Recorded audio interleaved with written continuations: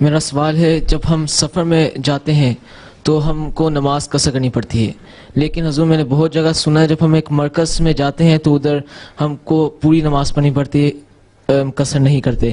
پائے حضور ہمارے مرکز کون سے ہیں؟ آیا لندن بھی ہمارا ایک مرکز ہے؟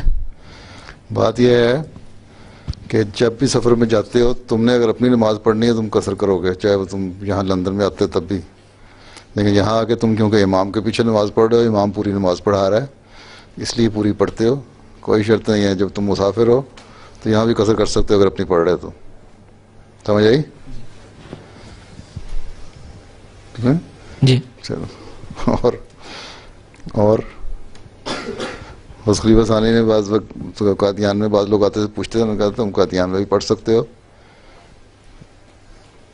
قصر، لیکن اپنی پڑھ اگر تم نے مردوں نے تو نماز با جماعت پڑھنی ہے، اس لیے مجبوری ہے پوری پڑھنی ہے۔